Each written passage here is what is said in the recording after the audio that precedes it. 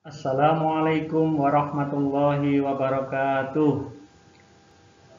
Alhamdulillah wa syukurillah wa la hawla wa la quwata illa billahil aliyil azim. Ayyuhat talamid, marhaban bikum fil madrasah sanawiyah Surya Buana Internet Bimalang fil maddah Al-Quran wal hadis fil fasli ta'asi wa fasli dars al-awal ma'a Ustadz Mabrur. Tayyib. Al-an ahya bina nabda bi qira'ati du'a at-ta'lim. Bismillahirrahmanirrahim. Raditu billahi rabba wa bil islami dina wa bi Muhammadin nabiyya wa rasulah. Rabbi zidni ilma warzuqni fahmi. Baiklah anak-anak sekalian, pada kesempatan kali ini kita akan melanjutkan materi sebelumnya di seputar masalah bagaimana caranya untuk menggapai keberkahan hidup dengan kejujuran dalam hal muamalah. Sudah beberapa kali kita berbicara tentang bagaimana caranya agar hidup itu menjadi berkah. Ada beberapa sarana, mulai dari ubudiyah, kemudian di dalamnya ada pengabdian berupa sholat, zakat, puasa, itu secara spiritual. Tapi saya kira tidak hanya itu, kurang lengkap, tidak cukup hanya dengan itu, tetapi masih ada dan perlu ditunjang dengan sektor lain. Oleh karena itu pada kesempatan ini, agar sempurna hidup kita, keberkahan hidup kita, marilah kita tambah dengan bagaimana meraih keberkahan hidup melalui kejujuran dalam berhubungan antar sesama manusia, yang kali ini titik beratkan pada dunia perdagangan atau perniagaan. Anak-anak sekalian, pada pertemuan sebelumnya kita sudah membahas panjang lebar tentang ayat Al-Quran surat Al-Mutaffifin ayat 1 sampai 17, yang titik poinnya berbicara tentang ancaman bagi orang-orang yang tidak jujur, yang curang dalam hal menakar dan menimbang.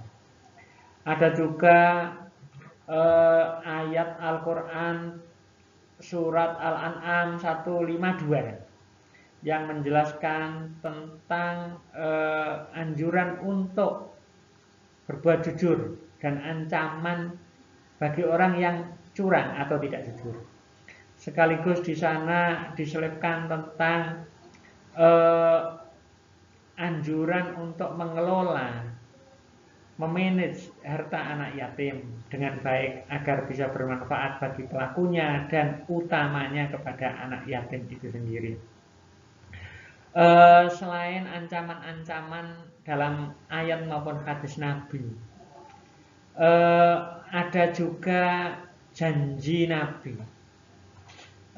Sebagaimana kita ketahui bahwa ayat Al-Quran sekaligus hadis Nabi itu isinya adalah, diantaranya adalah ada al-wa'du wal wa'id, ada janji dan ancaman. Artinya janji bagi orang-orang yang berbuat baik, baik dalam hal berniaga, berdagang, jujur dalam cara menimbang dan menakar, jujur dalam berkata-kata setiap melakukan perniagaan mereka, akan dijanjikan jalan yang baik, surga dari Allah Subhanahu wa Ta'ala. Tetapi ada juga al-wa'id, ancaman bagi para pelaku curang, khususnya dalam dunia perdagangan atau perniagaan, akan diancam oleh Allah melalui nerakanya kelak di akhirat nanti. Anak-anak sekalian, untuk menyempurnakan pembahasan kita tentang bagaimana caranya agar meraih kehidupan yang penuh berkah, kita masih akan berbicara tentang urusan kejujuran dalam perniagaan. Di hadis yang diriwayatkan oleh Imam Tirmidzi ini telah disebutkan dari Hasan bin Ali, cucu dari Rasulullah Sallallahu Alaihi Wasallam. Qala hafidtu min Rasulillah Sallallahu Alaihi Wasallam. Katanya, aku menghafal dari Rasulullah Sallallahu Alaihi Wasallam. Dak mayari buka ila malayaribu. Tinggalkanlah apa-apa, segala sesuatu yang meragukanmu. Ila malayari buka, terhadap apa yang kamu tidak mendapatkan keraguan di sana. Nah, hadis ini secara umum menjelaskan bahwa kita disuruh yakin dalam melakukan apapun, meninggalkan keraguan. Ada hadis lain yang menjelaskan bahwa terutama yang berhubungan dengan halal dan haram. Al halalu bayyinun wal haramu bayyinun wa ma bainahuma umurun mustabihat. Halal itu sudah jelas, haram itu sudah jelas. Tapi ketahuilah bahwa di antara halal dan haram itu ada sesuatu yang remang-remang, yang belum jelas. Hadis ini juga memberikan penjelasan bahwa kebenaran itu sudah jelas. Al-haqqu mir rabbika fala takunanna minal mumtarin. Kebenaran itu sudah jelas. Kesalahan itu juga sudah jelas. Maka tinggalkanlah jika ada sesuatu yang meragukan kalian. Pada kesempatan kali ini yang diacu dalam hadis yang diriwayatkan oleh Imam Bukhari adalah dalam urusan perdagangan. Saya ulangi lagi, dak mayari buka ila malayari buk. Tinggalkanlah sesuatu yang meragukanmu dan yakinlah terhadap apa yang kamu di dalamnya tidak ada keraguan. Lanjutan hadis ini, fa inna sidqa tuma'ninatun. Di atas atau sebelumnya hadis yang pertama, dak mayari buka, sesuatu yang meragukan kalian, itu adalah diarahkan kepada sebuah fenomena yang di dalamnya ada ketidakjujuran. Jika kalian curang, setengah-setengah, tidak adil, itu namanya tidak jujur dalam berbuat. Oleh karena itu, tinggalkanlah dan pindahlah kepada sesuatu yang meyakinkan, yang di dalamnya ada sebuah kejujuran. Fa inna sidqa tuma'ninatun, karena sesungguhnya kejujuran itu akan mendatangkan ketenangan. Siapapun, dalam hal apapun, kalau kita melakukan sesuatu dengan jujur, maka hati kita akan menjadi tenang. Tetapi apabila ketidakjujuran yang kita lakukan, maka kita menjadi ragu dan tidak yakin dalam melakukan apapun. Oleh karena itu lanjutannya adalah wa innal kadziba ribatun. Kebohongan itu akan mendatangkan keraguan. Oleh karena itu di dalam berniaga, berdagang, haruslah kita senantiasa berlaku, berkata dan berbuat jujur agar kita menjadi tenang. Dan tinggalkanlah kedustaan, ketidakjujuran, karena itu akan mendatangkan keraguan-keraguan. Bagaimana kita bisa hidup tenang kalau setiap perilaku kita, cara kita mencari nafkah, berdagang, penuh dengan kecurangan dan ketidakjujuran. Untuk memudahkan pendalaman tentang makna yang ada dalam kandungan hadis tersebut, ada mufradat yang minimal. Dengan ini ada tambahan pengetahuan tentang arti dari hadis itu, minimal untuk memudahkan, mengantarkan kepada pendalaman materi lanjutannya. Dak mayari buka, dak itu artinya tinggalkanlah, mayari buka, apa yang meragukanmu. Fa inna sidqa, karena sesungguhnya kejujuran itu, tuma'ninatun, artinya ketenangan. Wa innal kadziba ribatun, dan dusta itu adalah mendatangkan keraguan. Anak-anak sekalian, karena waktunya sangat terbatas, maka langsung saja Pak Mabrur menyajikan kandungan hadis yang diriwayatkan oleh Imam Tirmidzi ini. Hadis ini menjelaskan tentang perintah Rasulullah untuk meninggalkan keraguan dalam melakukan kebaikan. Kalau memang itu baik, maka langsung lakukan, gak usah ragu-ragu. Nah, al-haqqu min rabbika fala takunanna minal mumtarin. Yang kedua, beberapa ulama menjelaskan tentang bentuk-bentuk kejujuran yang meliputi antara lain kejujuran dalam berucap. Ada hadis Nabi yang mengatakan man kana yu'minu billahi wal yaumil akhir falyakul khairan aw liyasmut. Barang siapa beriman kepada Allah dan hari akhir, hendaklah ia berkata-kata yang baik.